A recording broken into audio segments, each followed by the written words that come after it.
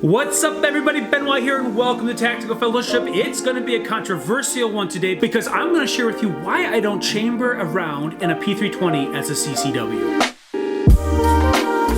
Let's dive right in with my first point, and the first point actually starts with this, a 1911. It is a single action trigger. In order to make a 1911 ready to shoot, you would insert a fully loaded magazine into the gun and then rack the slide. At this point, a 1911 is ready to shoot, and the only thing that's keeping a bullet from going down range is the trigger press. If you squeeze the trigger, a bullet's gonna go. Now let me show you the second gun. The second gun here is a Sig P320.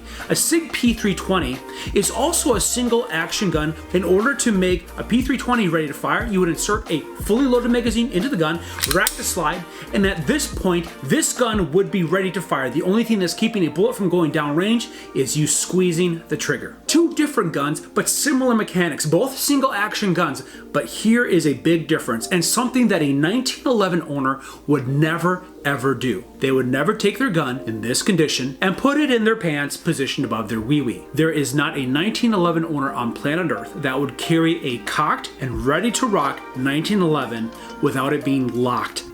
Here's why. This gun at 5 pounds pressure has a stinking light trigger. And I spent a season researching this when I first bought my Sig Emperor Scorpion 1911. If I could carry this gun in the holster with around the pipe like this without the manual safety engaged. And the overwhelming community guidance that I got from this is that you would be insane to do that because the trigger is the only thing keeping this thing from going off, and the trigger is really stinking light. No 1911 guy would carry with the manual safety not engaged in his pants. And ironically, this is a similar situation that a Sig P320 owner finds themselves in as well, because these triggers are also really stinking light. Look, stock for the X series and the Nitron series is 6.5 pounds, but you and I both know that we will occasionally modify our triggers to make them even lighter. And you can see mine has a blade safety lever on there, and that doesn't even come with P320s. This is an aftermarket agency arms part that I installed as an additional tragedy buffer. P320 triggers are really stinking light. So we have two different guns,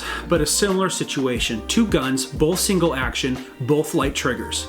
The P320 is further in the hole because it does not even have the manual external safety tragedy buffer that the 1911 has. And that to me is not a good recipe. I think a manual external safety with the P320, if you want to put it in your pants above your wee-wee, is a really, really good move. And that is reason one why I don't carry around in the chamber with my P320 as a CCW. To Taco Bet, Genghis Khan's t-shirt, I think got in his holster, and that's why when he raised his hands it went off. And now my second point, which is a really embarrassing observation that I'm just gonna put it out to you because though you can't see from this screen, I am slightly fat. And since so much of this gun is about the trigger and the trigger being pressed in order to send one downrange, and that is the only thing that is keeping this from sending something downrange, my fatness gets in the way of my confidence in more areas than one. Here's why. If I can't see exactly what's happening when I appendix holster this gun, it's a no-go.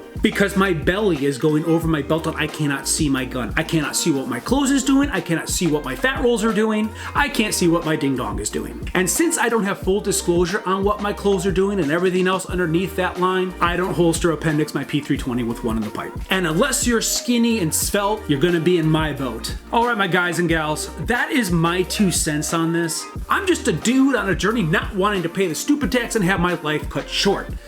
So, man, let me know in the comments below what you think about what I just said. Am I on to it, or am I just not even smart at all? And fat and ugly too. Guys, as always, ride fast, shoot straight, and we'll see you next time. How about you go ahead and stick your thumb up YouTube's anti-gun loving hole by liking and subscribing. Guys, follow me on this journey as we pick up steam and go until the good Lord comes back and says, we done here.